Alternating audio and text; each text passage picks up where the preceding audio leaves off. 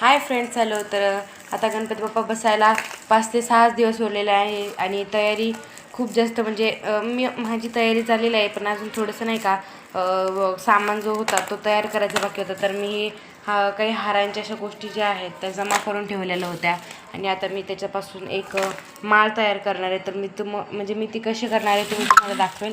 आणि अशी पल्स पण थोडीशी गोळा करून ठेवली होती. तर चला तर मग बनवूया माळ. तर फ्रेंड्स बघू शकता बघा, असे पल्स आहेत ही थोडीशी, आणि हे बघा असे आहेत 8 आहेत असे गोल रिंगा. तर आता आपण याची माळ बनवूया. तर मी आधीच सुई ओढून ठेवलेली आहे, हे बघा, आणि जाड दोरा घ्यायचा आहे असा. तर आता आपण बनवूया. तर फ्रेंड्स सर्वात आधी मी हा जो दोरा आहे हा घेऊन घेणार आहे, आणि हे जे मणी आहेत हे आपण 5-5 वापरूया. 5-5 पल्स असे वापरायचे. आता मी इथे 5 मणी ओळून घेते, हे बघा. असे 5 मणी आपण वळून घ्यायचे असे, आणि त्यात ही एक माळा टाकायची अशी.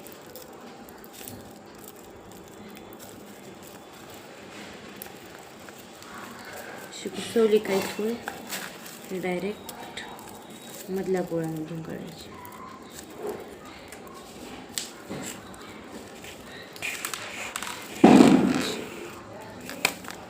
अशा प्रकारे आपण सगळ्या माळी वळून घेऊ.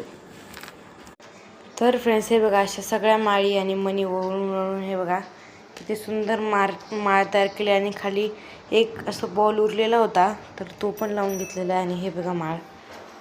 अशाच प्रकारे आपण आता दोन्ही माळ तयार करून घेणार आहे, आणि मग तुम्हाला फायनल लुक दाखवते. आणि हे बघा, तर फ्रेंड्स बघू शकता अशा प्रकारे आपले होममेड तोरण रेडी आहे. आणि आता हे गणपती बाप्पाच्या डेकोरेशनसाठी सुद्धा रेडी आहे. तर तुम्हाला हे तोरण कसे वाटले ते मला कमेंट बॉक्समध्ये नक्की सांगा. आम्ही भेटते तुम्हाला पुढच्या ब्लॉगमध्ये. तोपर्यंत tata, bye bye, good bye.